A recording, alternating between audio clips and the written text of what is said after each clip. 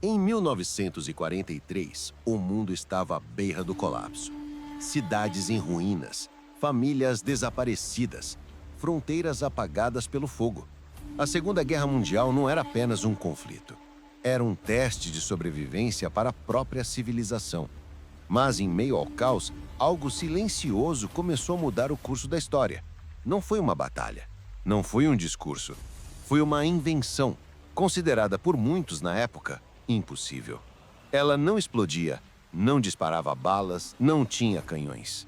Ela escutava. E, ao escutar, destruiu impérios.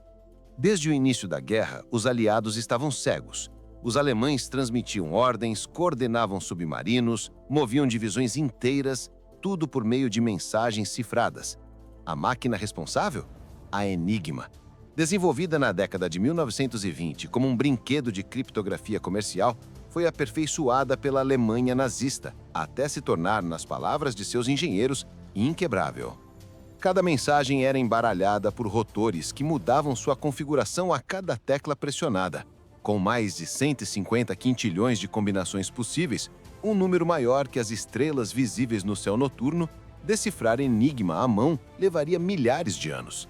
E enquanto os U-boats afundavam navios aliados no Atlântico a uma taxa alarmante, às vezes mais de 500 mil toneladas de suprimentos por mês, Londres sabia: se não conseguissem ouvir o inimigo, estariam condenados ao silêncio e à derrota. Mas em uma mansão vitoriana isolada no interior da Inglaterra, longe dos holofotes da guerra, um exército invisível se reunia. Não eram soldados, eram matemáticos, linguistas, enxadristas, até campeões de palavras cruzadas. Bem-vindos a Bletchley Park, o centro de inteligência mais secreto do mundo. Oficialmente, não existia. Seus trabalhadores juraram segredos sob pena de morte. Muitos levaram seus segredos para o túmulo. Entre eles, um jovem excêntrico chamado Alan Turing.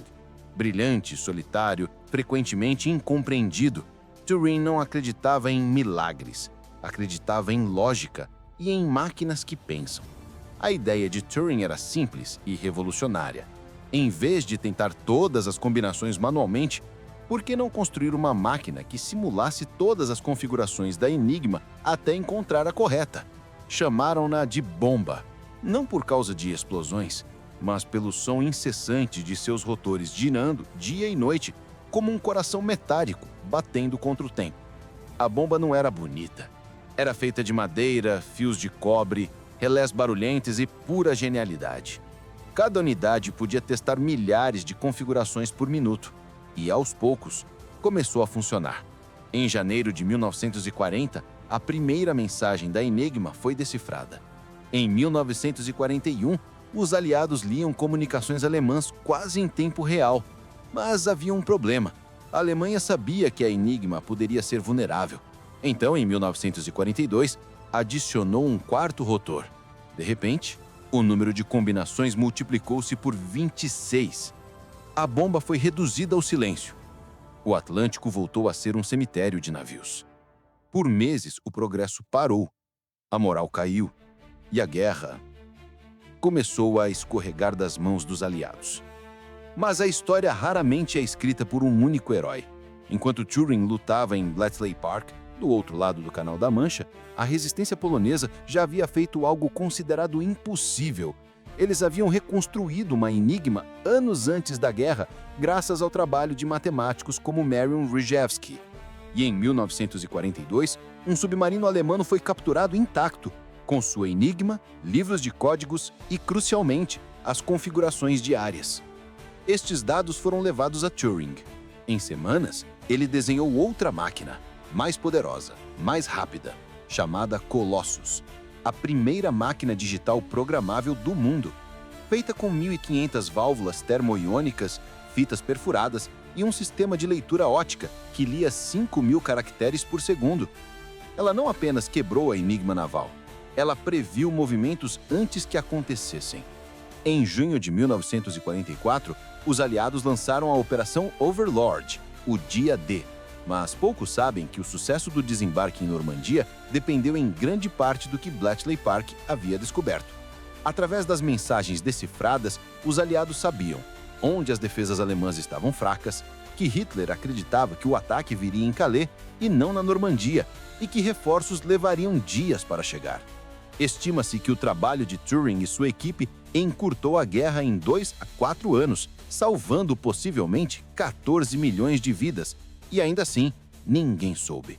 O segredo foi mantido por mais de 30 anos, até 1974, quando um ex-oficial de Bletchley Park escreveu um livro, e o mundo finalmente descobriu que a guerra não foi vencida apenas com coragem, mas com circuitos, lógica e uma ideia considerada impossível. Mas a história de Turing não termina em triunfo. Em 1952, ele foi preso. Não por traição, não por espionagem, por ser gay. Em uma Inglaterra pós-guerra, a homossexualidade era crime. Turing foi condenado à castração química. 2 anos depois, aos 41 anos, foi encontrado morto, com uma maçã envenenada ao seu lado. O homem que ajudou a salvar o mundo ocidental foi apagado por ele. Só em 2009, o governo britânico emitiu um pedido formal de desculpas. Em 2013, Turing recebeu o perdão real póstumo. Mas a pergunta permanece: quantos outros gênios foram silenciados enquanto o mundo celebrava heróis com fardas e não com cadernos? Hoje, a bomba e o Colossus estão em museus, mas seu espírito vive em cada smartphone, em cada algoritmo, em cada sistema de inteligência artificial, que tenta prever o futuro. A invenção impossível de Turing não apenas venceu uma guerra, ela deu origem à era digital. E o mais irônico, a máquina que quebrou códigos secretos tinha um segredo próprio. Seu criador jamais foi reconhecido em vida. A Segunda Guerra Mundial foi decidida não nas trincheiras, mas nas salas silenciosas, onde mentes ousaram imaginar o impossível. E naquela noite, quando a primeira mensagem da Enigma foi decifrada, o mundo mudou. Não com um estrondo, mas com um clique. E assim, chegamos no fim. Se gostou desse vídeo, não se esqueça de se inscrever no canal e ativar o sininho.